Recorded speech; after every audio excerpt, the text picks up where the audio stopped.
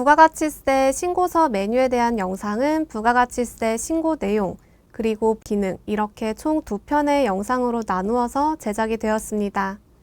이번 영상에서는 부가가치세 신고서의 신고 내용에 대해서 같이 알아보도록 하겠습니다. 재무회계 모듈 아이콘을 클릭하고 부가가치세 탭에서 주요 신고 서류 카테고리에 있는 부가가치세 신고서 메뉴를 실행하도록 하겠습니다.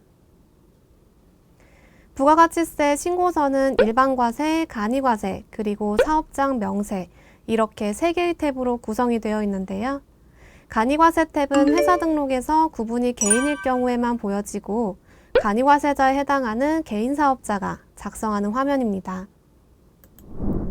사업장 명세 탭은 음식 및 숙박업, 기타 서비스업에 해당하는 매출이 있는 경우에 사업장 현황 명세서를 작성하고자 할 때 사용을 합니다. 지금 화면에 띄워진 음식업, 숙박업, 기타 서비스업 업종 코드로 매출 금액이 있는 사업장의 경우에는 사업장 명세 탭을 작성하지 않으면 부가가치세 신고 때 홈택스에 전자제출을 했을 때 오류가 발생할 수 있기 때문에 주의해 주시기 바랍니다. 이번 영상에서는 법인사업자 기준으로 진행을 하도록 하겠습니다. 먼저 신고하고자 하는 기간을 입력하고 신고 구분을 선택하여 조회를 합니다. 신고 구분은 1번 정기신고와 2번 수정신고로 선택이 가능한데요. 2번 수정신고의 경우에는 동일한 신고 기간으로 정기신고서가 작성이 되어 있을 경우에 사용을 할 수 있습니다. 저는 1번 정기신고로 선택을 하고 조회를 하도록 하겠습니다. 신고서를 조회하게 되면 메인 매출 전표 입력 메뉴에서 입력한 데이터, 그리고 각 첨부 서식에서 입력한 데이터가 반영이 되고 이렇게 각 라인을 클릭했을 때 우측의 역추적을 통해서 어떤 메뉴의 데이터가 불러왔는지를 한눈에 확인할 수 있습니다. 매출의 경우에는 전표에서 입력된 데이터를 불러올 때 공급가액과 세액의 금액을 각각 불러와서 반영을 하는 게 아니라 공급가액만 불러온 다음 공급가액의 100분의 10을 계산한 금액이 오른쪽에 세액으로 반영되도록 되어 있습니다. 그렇기 때문에 전표에 입력한 세액과 단수 차이가 발생할 수 있고 세액을 수정할 경우에는 오차 허용 범위를 초과하지 않아야 합니다. 그럼 먼저 매출부터 보도록 하겠습니다. 과세의 세금계산서 발급부는 메인 매출 전표 입력 메뉴에서 과세 유형을 11번 과세로 입력한 데이터가 반영이 되는데 지금 역추적을 보게 되면 메인 매출 전표 입력에서 과세로 입력한 100만 원의 한 건 금액이 반영된 것을 확인할 수 있습니다. 매입자 발행 세금 계산서는 환경 설정 메뉴의 전체 탭에서 기타 과세 유형 추가 사용 설정에 있는 25번 매입자 발행 세금 계산서 사용 여부를 사용함으로 설정을 하고 전표를 입력할 때 과세 유형 25번 매세로 입력한 금액이 반영되도록 되어 있습니다. 신용카드 현금 영수증은 메인 매출 전표 입력에서 과세 유형을 17번 카과, 21번 전자, 22번 현과로 입력한 데이터가 반영이 되고요. 기타의 경우에는 메인 매출 전표 입력에서 과세 유형을 14번 건별, 15번 종합으로 입력한 금액이 반영되는데 15번 종합의 경우에는 입력한 금액이 모두 반영이 되기 때문에 일반 과세자라고 한다면 공급가액과 세액을 나누어서 입력을 해야 합니다. 그리고 부동산 임대사업자의 간주임대료도 여기 기타란에 입력을 해서 사용을 합니다. 다음 영세의 세금계산서 발급부는 메인 매출 전표 입력에서 과세 유형 12번 영세로 입력한 금액이 반영되고 영세의 기타는 16번 수출, 19번 카형, 24번 현형으로 입력한 금액이 반영되도록 되어 있습니다. 그 밑에 예정신고 누락분의 경우에는 더블클릭을 하게 되면 매출과 매입에 대한 예정신고 누락분 명세 탭에서 금액을 각각 확인할 수 있고 현재는 1기 확정인 4월부터 6월까지의 부가가치세 신고서를 작성하고 있기 때문에 1기 예정신고 기간인 1월에서 3월에 입력한 전표 중에서 예정신고 누락분으로 입력을 했던 데이터가 반영이 되는 것을 확인할 수 있습니다. 그리고 그 밑에 대손세액 가감의 경우에는 대손세액 공제 신고서 메뉴에서 대손 발생 탭에 입력한 대손세액 금액이 음수로 반영되는 것을 확인할 수 있습니다. 그럼 다음으로는 부가가치세 신고서의 매입 부분을 같이 보도록 하겠습니다. 세금계산서 수취부는 지금 일반 매입과 고정자산 매입으로 나눠지고 매입 매출 전표 입력에서 과세 유형을 51번 과세, 그리고 52번 영세, 54번 불공, 55번 수입으로 입력한 금액이 일반 매입으로 반영이 됩니다. 하지만 하단 분계란에 전표를 입력할 때 차량 운반구 등 고정자산 계정 과목으로 입력한 경우에는 지금과 같이 고정자산 매입분으로 반영이 되도록 되어 있습니다. 그리고 수출기업 수입분 납부유예는 해당될 경우 직접 입력해서 사용을 하고 예정신고 누락분의 경우에는 매출과 마찬가지로 매입에 대해 예정신고 누락분으로 입력한 데이터가 있다면 자동으로 반영이 됩니다.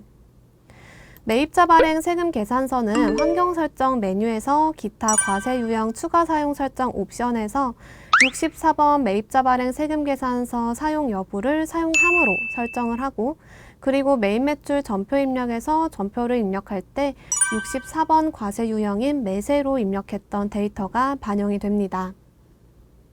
그리고 14번 그 밖에 공제매입세액의 경우에는 더블 클릭을 하면 상세 내역을 볼 수 있는데 먼저 신용매출전표 수치 일반 그리고 신용매출전표 수치 고정을 같이 보도록 하겠습니다. 매입 매출 전표 입력 메뉴에서 과세 유형을 57번 카과, 59번 카영, 그리고 61번 형과, 63번 복지로 입력한 금액이 신용매출전표 수치 일반에 반영이 되는데 이때 63번 복지의 경우에는 환경설정 메뉴에서 기타 과세 유형 추가 사용 설정 옵션에서 63번 복지카드 사용 여부를 사용함으로 변경을 하고 전표를 입력할 경우에 데이터가 반영이 되도록 되어 있습니다.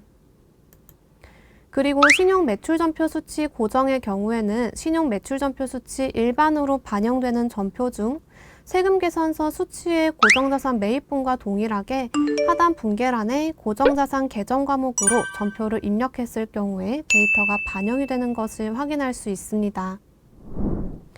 의제매입세액은 의제매입세 공제 신고서 메뉴에 저장된 금액이 반영이 될 거고요. 재활용 폐자원 매입세액도 재활용 폐자원 세액 공제 신고서 메뉴에서 작성했던 금액이 반영되도록 되어 있습니다. 47번의 변제대손세액은 대손세액 공제 신고서 메뉴에서 대손 변제 탭에 입력한 변제세액 금액이 반영이 되고요. 과세사업 전환 매입세액, 그리고 재고매입세액, 외국인 관광객 환급세액이 있을 경우에는 직접 세액란에 금액을 입력해서 사용을 합니다. 이렇게 각 라인별로 입력했던 금액은 최종적으로 49번의 합계란에 금액이 반영이 되고요. 이 합계란의 금액은 부가가치세 신고서에서 14번, 그 밖에 공제매입세액에 집계가 되는 것을 확인할 수 있습니다. 다음으로 공제받지 못할 매입세액의 경우에도 더블클릭을 하면 상세 내역을 확인할 수 있습니다. 먼저 공제받지 못할 매입세액은 매입매출 전표 입력 메뉴에서 과세 유형을 54번 불공으로 선택해서 입력을 하고 매입세액 불공제 내역 서식에서 전액 공제받지 못할 금액이 반영이 되고요. 그리고 공통매입세액 면세사업의 경우에는 안 분된 금액이 반영되도록 되어 있습니다.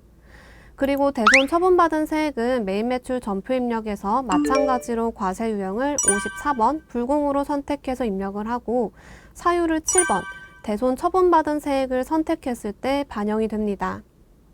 상세 내역의 합계 금액은 이렇게 16번 공제받지 못할 매입세액에 반영이 되고 17번 차감계는 15번 합계에서 16번 공제받지 못할 매입세액을 차감한 금액이 반영이 됩니다.